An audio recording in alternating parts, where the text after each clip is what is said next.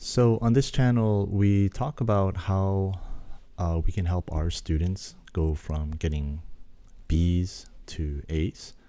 Um, it's something that a lot of parents consider. We focus a lot on strategies to improve motivation rather than study skills. I think there's a lot of videos and a lot of resources out there in terms of how to study that help you learn study strategies. I always wanted to kind of talk about more fundamental issues. It's something that I've faced countless times over the past 25 years, and working with just hundreds of different students and parents, very frustrated parents, seeing all the different situations and challenges and difficulties, and really at the root of all of that, of all the different problems that you face is some type of lack of motivation, and so that's kind of what we focus on this channel. In our previous video, we discussed just a ton of research on how it's just a well-established fact that personality is much more important than IQ or talent in terms of getting good grades. Okay, it's also been shown that personality is way more important for success in all areas of life. When we talk about personality, we're specifically talking about conscientiousness, self-discipline, grit, self-control, responsibility, a sense of responsibility. Those are all the things that are really important. Conscientiousness, of course, just to review, there are three aspects to it. One is an abundance of thoughtfulness for others. That's a key part of conscientiousness. The second is goal-directed behavior, and the other is self-control. When I talk about this, I'll get a lot of parents who are nodding, and yes, I agree. I understand. But inevitably the question comes, okay, I get it. Conscientiousness is important, but my kid's not conscientious. Isn't personality a genetic thing? Isn't personality mainly determined by your genes? Therefore, if my child is not conscientious, then he's screwed for life. I'm being dramatic, but what can we do if it's something related to personality? And if personality is a permanent thing because it's linked to your genetic makeup, then what do you do? Well, let's talk about that today. The research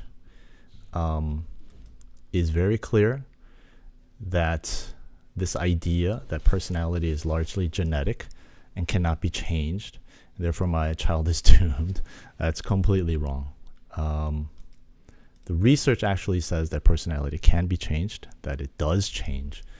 And genetics really don't play as much of a role in personality as we thought, which is great news because then our kids can change. They can become more conscientious and therefore get better grades and more success in life. So let's look at the key points here. Personality is not permanent. It is stable. Okay, it's not something that changes every day. Your feelings change every day. It can change every hour, but personality doesn't. But that doesn't mean it's permanent. Okay, it's stable. There is a kind of inertia to it, and it's very strong, but it can be changed. Studies by Briley and Tucker Drob, 2014. There's another study in 2015, really famous. These two are the most famous studies in this area. And the first one showed that there was a 30% correlation between genetic traits, genes, and personality. The other showed 50%. The 50% I think is kind of cited more. But whatever the case, it's only half of what we thought. I listened to a lot of thinkers, intellectuals, very famous ones, who have always kind of casually thrown out, personality is 90% genetic, it's 80% genetic. And I kind of always thought that was true for a while until I actually did the research. And the research shows that that's completely false. Numerous studies by Robert Kruger. Get to know this name, do some research on it. He does fascinating research on twins. So kids with the same genetic makeup, different environments, have different personalities. Specifically, his studies show that non-shared environments had the most impact on differences in personality traits, meaning twins, same genetic makeup, grow up in the same house. However, one had a great relationship with dad, one did not have a good relationship with dad, and that affected their personality most significantly rather than their genes. Okay. Twins having different environments had significant differences in personality traits. Kruger's conclusion is that genetics is responsible for about 50% of personality traits. And this is kind of standard. Personality changes a lot. It can change deliberately. It also changes automatically. In fact, middle-aged adults score higher than young adults on agreeableness, conscientiousness, and emotional stability. They also score lower on extroversion and openness. So the older you get, the more conscientious you get, the more stable you get, the more agreeable you get. That's kind of interesting. 60-year-olds are higher in these areas than 40-year-olds, and 40-year-olds are higher than 20-year-olds. Okay, so it's like there's a significant change, significant improvement in your personality traits every 2 decades, right? Generally speaking, another research, extroversion and conscientiousness increase significantly from young adulthood to middle age. Okay, so there's a lot of research that says this. At the individual level, there's a ton of research that says that significant influence on specific external factors on personality traits. We see that all the time. Relationships have a very powerful impact on personality and can change your personality a lot, for the better or for the worse. Obviously, stressful live events, I think that's just common sense, right? If you go through a stressful event in your life, it can definitely change your personality. Work experiences tend to change personality a lot as well. In terms of generally speaking, what are interventions or what are strategic, intentional programs or strategies that you can use to improve your personality? And psychotherapy has been shown to decrease neuroticism in depressed patients. Cognitive-based therapies, they definitely work. There's a lot of research on that. Aerobic exercise has been shown to improve personality traits. There's a ton of research nowadays on mindfulness and how mindfulness can improve GPA. There's actually a bunch of research done on that. And the reason that's so is because mindfulness has been shown to improve conscientiousness, agreeableness, lower neuroticism. All those things are going to help with GPA, okay? So yes, there is hope. Don't despair. You can improve conscientiousness and therefore improve grades. So I think that's the first point I want to make, is that it's definitely possible to improve personality traits and therefore grades. What I want to, highlight when I say that is that you really have to focus. I think a lot of parents, what they do is they understand what I just said, and they kind of pay lip service to it, and they maybe kind of mimic, let's focus on personality improvement. But in their day-to-day actions, they still focus way too much on GPA. And one of the first things that parents need to do is to take a step back and say, okay, let's face it. Our kid right now doesn't have high conscientiousness, and that's why he's getting bad grades. Okay, let's, for the next year, just focus on improving conscientiousness. Forget about grades. Just don't think about it. Don't talk to our son about grades. Don't stress him out about it. Let's stress him out about conscientiousness, okay? And that's really kind of the key. So what are some ways that we can actually improve and increase conscientiousness? The first thing to do is probably the hardest part, is to face reality. Yes, our child has problems with conscientiousness and it's pretty low. It may be our fault, and we may have been bad parents. You just have to face that. Take the Jordan Peterson test. That's a great test to get a baseline for conscientiousness. And the second thing I think that's really important is that you have to think more long term. Okay, you can't be thinking short term. Right now, what's a quick way to get good grades? Okay, this is going to be an issue for the next. I mean, let's say our son is a sophomore in high school. Okay, grades are super important right now. College apps are just around the corner, actually. But if you think about it, your son graduating from college, maybe going to grad school, getting a job, all that stuff, that's the next 10 years. And you're going to spend the next year working on something that may or may not improve their grades short term, but it's definitely not going to help them over the next 10 years. Why not spend the next 6 months to a year and focus hard on this hard work of increasing conscientiousness? Okay.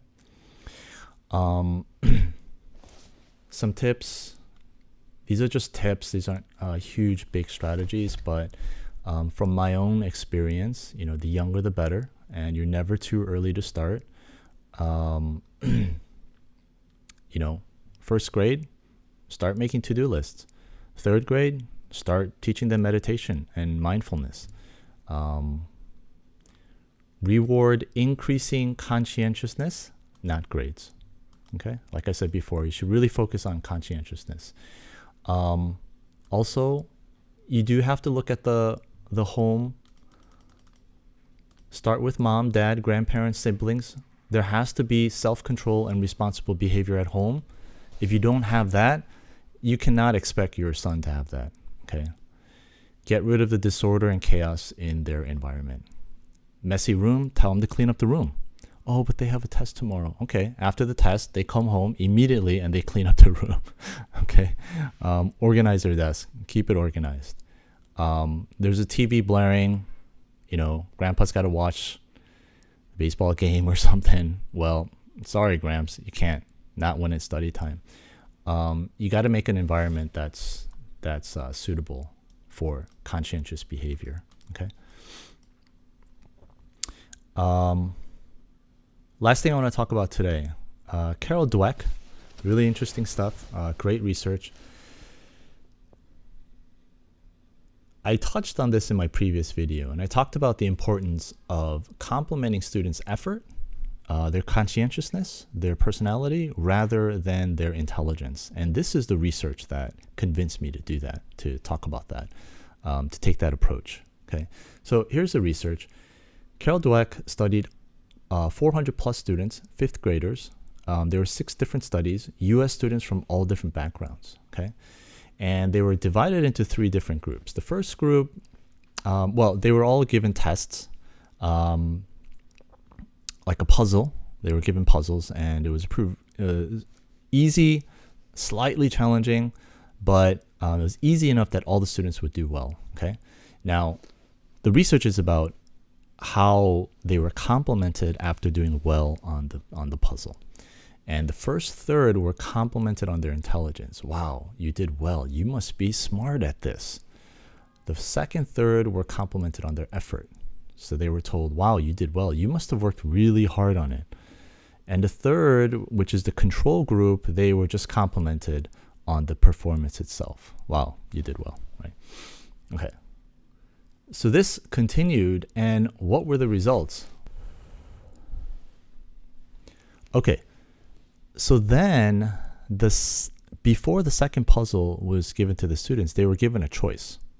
Okay, you can either choose an easy puzzle, like the one we just did, or you can choose a more challenging, difficult puzzle. Okay, and here's where it gets interesting. The first group that were complimented on their intelligence, by and large, chose the easy test. The second group who were complimented on their effort chose the hard test, the difficult, challenging one. And the third group, the control group, it turned out they chose 50-50. They chose, half of them chose easy, half of them chose hard. Now think about this.